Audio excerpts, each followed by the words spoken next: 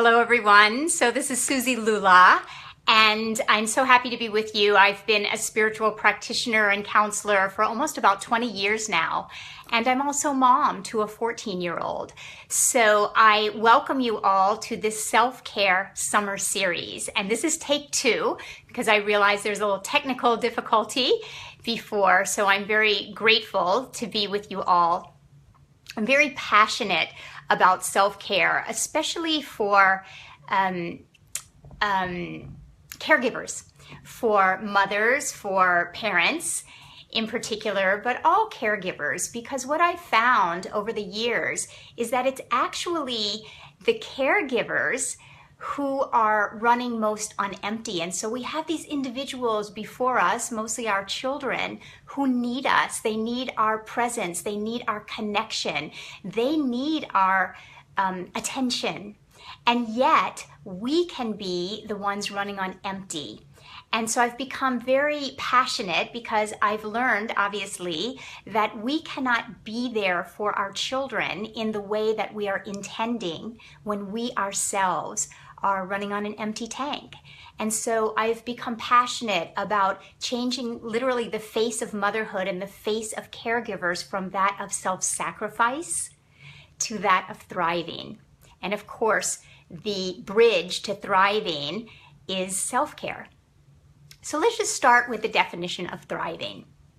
I love the definition of thriving. Besides the obvious definition to flourish, to blossom, thriving means to have an inner sense of well-being in the midst of life going on around us. So think about that where our children are concerned.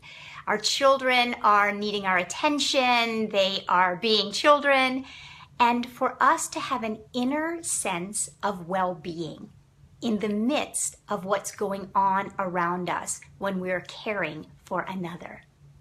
And so this is why it has become so important to me to share this message of self-care, because it is impossible to be connected to someone outside of ourselves when we are disconnected from ourselves inside of ourselves. And summers can be a particularly challenging time for mothers and caregivers because our children are around us more often.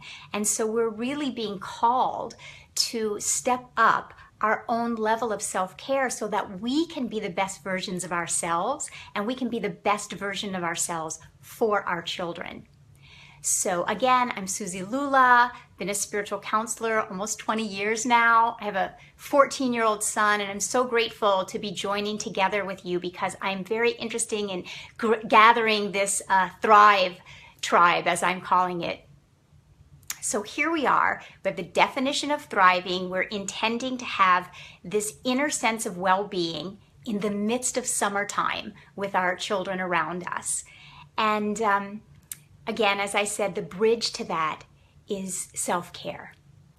Now, self-care is probably one of the most misunderstood concepts I've run across in the individuals that I work with, because in our culture, self-sacrifice is acknowledged. And so those of us who do the most, wear ourselves and give of ourselves until we are empty, usually get the most accolades. So I'm seeking to flip that around because I'm not here to sacrifice for my son so that he sees me empty and exhausted and overwhelmed. I'm seeking to thrive for him, for his sake. So when we think about self-care, this is, I consider the definition actually of self-care is to nourish ourselves on every level of our consciousness. So that means nurturing ourselves on the spiritual level, the physical level, the mental level, and the emotional level. So we're seeking to nourish the different levels of our consciousness so that we connect with our authentic being, our authentic nature. And then what happens is the byproduct, when we are aligned inside of ourselves and when we are filled inside of ourselves, we automatically have that to fountain out, the good to fountain out the connection with our children. So let's just take a moment now and I ask you, have you thought about setting an intention for yourself where the summer is concerned with your children? Because we want to hold a very high vision first and foremost. So assuming you're not driving, let's just take a moment and gently close our eyes if you feel comfortable with that. And perhaps you might place your hand on your heart if you feel comfortable with that. And then I'd like you to just gently imagine yourself in September and you're looking back over the summer and you were the caregiver that you really intended to be. Your summer was connected and you felt like, yes, this was the way that I intended my summer to go. So just ask yourself, what then is my intention for the summer? And it may just come as a phrase, my intention for the summer is. And you'll probably find qualities of connection or centeredness, patience, joy, fun, laughter, playfulness, something that is meaningful to you, that means something specific, is valuable for you, where your life inside of yourself and certainly your life with your children is concerned. So my intention is, while you're allowing your intention to come forward, maybe grab a journal so you can keep notes and look back over the week. While you're letting this intention come forward, I'm just welcoming anyone else that's coming in to join us. So happy to have you. I'm Suzi Lula. So happy to be joining together in a group of individuals that are dedicated to caring for ourselves and thriving for the sake of our children. If you want, feel free to, in the comments, write your intentions. I'd love to share our intentions with each other. It's so powerful when you know. So I'll just share mine. You know, I'm going through a rather busy time this summer because I have a book coming out on September 8th. It's called The Motherhood Evolution, How Thriving Mothers Raise Thriving Children. And so I'm busier this summer. Usually I have my summers very spacious so that I'm able to be more present or have more time with my son. So my intention for this summer is to be more connected to my son than any other summer we've ever had. So this is going to call from me an up-leveled practice of self-care, because I know if I'm already busier and I want to stay more connected to him, I'm going to dedicate and commit myself to really taking better care of myself than I even did last year or last month, so that I am the mom that he deserves me to be. So that's my intention. I would love for you all to share your own intentions. I see Renee has an empty nest. So this is very, very important. I work with many individuals who have this empty nest, and it's so important and such an opportunity for you to connect inside, which we're going to do in a moment, and ask, what is your spirit? What is your heart? What is your calling now? What is being called for from within you? This is going to be very, very powerful for you. So Pearl is sharing an intention is to move slowly through the summer.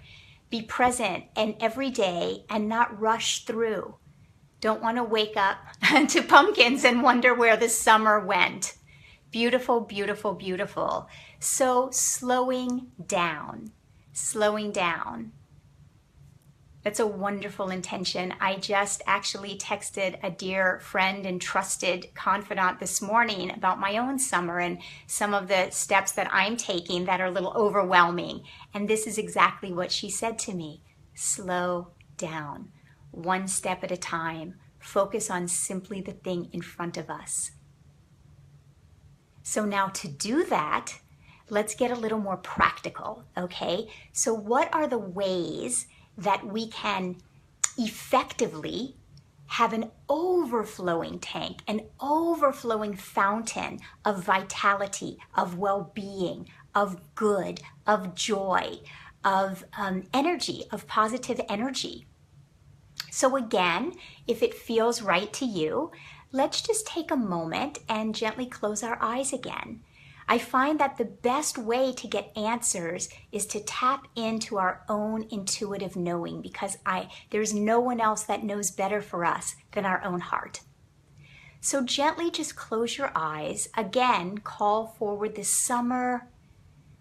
As Pearl said, probably many of us are wanting to slow down, create some spaciousness. And allow your heart to speak to you. Allow your spirit to speak to you. What is calling you? I know that there's something inside that knows the way to get you to a thriving summer. It's connecting or reconnecting with something that's calling you inside. Something that connects you to your authentic self, something that connects you to a passion, something that feeds you, something that is greater than your own life. A place and a way that when you get still, when you get quiet, and when you participate in this activity, and it doesn't have to be something lofty. It could be dancing in your house more. It could be playing more music in your house. It could be coloring with your child. I've had many, many, many, many wonderful experiences just painting alongside of my son when he was younger. So I want you to just gently ask, what is it that your spirit is yearning for? What is it that your heart is craving? What are you longing for? Perhaps it's a whisper, and this is your moment to connect with that whisper voice that's calling you. So Angie is saying, I also intend to make sure I start each day with meditation and stretching for me. I can't tell you how many moms I work with who are interested in meditating. So I'm going to do a special series on meditation, because there's a particular way, just as a side tangent, I will share that I feel like in Western culture, we get so hung up on trying to quiet our mind. And so my whole path into meditation, rather than trying to quiet the mind, is to connect with the heart. And there's no better way than music to connect with the heart. So this will be a different series, a different day. Stay tuned for meditation, because I also have a vision called Mothers Who Meditate. And I have a vision of mothers all around this planet meditating together. And I say mothers, but I mean caregivers, because that's the mothering energy. That's the nurturing energy, right? So anyone, if you want to share, I would love to see Tammy's intention is to connect with my kids and to remind myself that they are only young once. Try not to take them for granted. So here, this is a beautiful intention. And let me share with you all, this is why I'm so passionate about self-care. The way to not take your child for granted is to not take yourself for granted. So I am seeing you, Tammy, and everyone else. I'm seeing you this summer putting yourself on your to-do list first. Find the ways that, and it might be just walking around your house, placing your hand on your own heart to remind yourself not to take yourself for granted. But that would be a great next question for you and anyone else to ask. How is it that I might take myself for granted right now? And how might it behoove me to be sure not to take myself for granted? What would be meaningful? What would be valuable if I were to not take myself for granted? What would be valuable?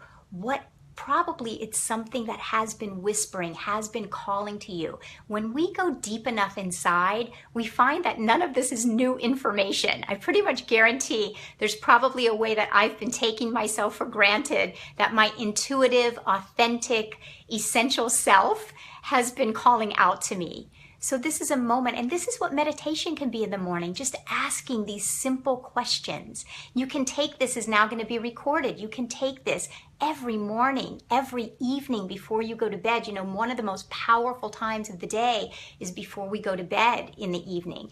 And bedtime, as we know, sometime with our children, is a really taxing time. So take this recording, listen to it before you have to go put your own children to bed, and restore yourself, rejuvenate yourself. So I'd like to get a little more practical before we end. Just if anyone is joining us, I'm Suzi Lula, and here, been a spiritual counselor for 20 years, have my own 14-year-old son, and so grateful to be gathering the Team Thrive here so we can take really good care of ourselves this summer. I'm intending for all of us to have the best, most connected summer with our children than ever before, and this starts with having the best, most connected summer with ourselves that we've ever had. It touches me, it brings tears to my eyes to think of mothers and caregivers around the globe committing to being more inwardly connected than ever before, because I know that our children are the beneficiaries. We think in this culture that we're doing something selfish by taking care of ourselves, but I'm here to tell you that taking care of yourself is the best thing you can do for your child. Your child will be thanking you, maybe not in words, but in the connected energy that you get back. I promise, I promise. So any practical questions you might have around self-care? I do know it is challenging, especially those of you, I should say, with younger children, or working moms, single moms, and even parent individuals without children. I see some of you on this call that don't have children, but you have, I know, very high-powered jobs, and your time you're giving to others.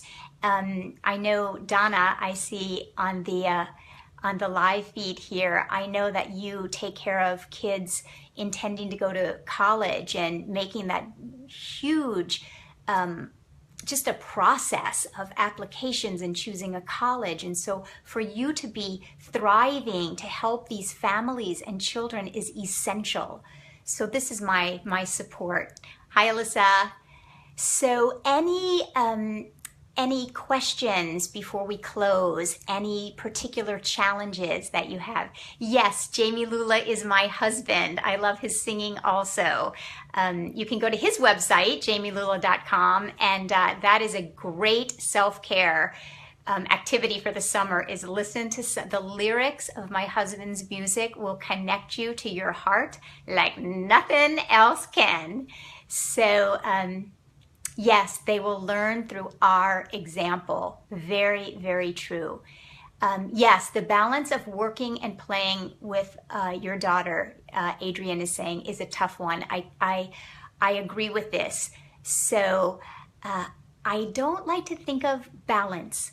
I think that balancing, think about walking on a tightrope. This is not something that I'm seeking every day. So what I tend to do is give myself fully and completely to my self-care, fully. And our children will know when you say to your child, or three different individuals can say to their children, you know, I'm gonna go take a moment to do X, Y, and Z, or I'm gonna sit and meditate. And one child is fine. And another child is even more needy and hanging on to their mom. This is because of our inner energy. So when we feel guilty and we haven't really made peace yet that this is the best thing that I can do for my child, then you're going to see that reflected sometimes from your child. So that's fine. That's just your barometer. It's just your own barometer of where you are inwardly. So you want to give yourself permission. Permission is the operative word. So we're not seeking so much, or I'll speak for myself, I'm not so much seeking to balance. I'm seeking to give myself wholeheartedly to my self-care.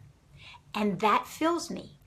And then I'm seeking to give myself wholeheartedly to my work. Or if you're not a working mom, it could be you give yourself wholeheartedly to doing the laundry, wholeheartedly to whatever is in front of you. First self-care, then wholeheartedly to your activities. And I promise you, you will not be connected with your child. When you are connected to yourself, you are automatically connected to your children. Your children don't really hear what you're saying to them. Your children feel your energy. And Brian is saying, my intention is to support the reduction of that guilt. Yes, I have a phrase that our original essence is a God-given guiltlessness. We're a God-given innocence, God-given guiltlessness. So we'll talk about that another week as well. Joseph, give myself 100% wholeheartedly to my self-care, then wholeheartedly to everything else. Your children will benefit. So I'm so grateful to be with you all today. This is so exciting for me to, I think also it's challenging enough to do self-care on our own. And I know for myself in the early years, I could feel like an island, and I could feel that I was kind of going against this mainstream voice. And I've always wanted to be part of a tribe where we're all doing it together, because I know the power of collective consciousness. There is a power in someone in Los Angeles committing to thriving, and Joseph in London committing to thriving, and Donna, I think you're in North Carolina, committed to thriving, and someone in Orange County committed to thriving. And I know some of you will be tuning in from Australia later. We have the time difference there, but Australia committed to thriving, and Canada committed to self-care. There's a power in us coming together. This is the power of collective consciousness, and I absolutely know that we will change this cultural message by the end of the summer, if not sooner. So thank you, thank you, thank you. Tim McAfee Lewis from New York. We have New York, and Donna Gershman's back in town. She's one street over. So we have individuals committed to thriving, individuals committed to self-care all around the globe right now. So you can stay connected this week. This thread will continue, and I just encourage you, don't be shy. Share your intentions, share your questions, share what's working and share what's not working. And I'll be so happy to answer all your questions. I'm planning on doing these Facebook Lives, weekly, a couple of times a week, we'll see. But definitely throughout the summer to assist you to have the best, most connected, thriving summer you've ever had. So thank you for joining us, and until next time, much love.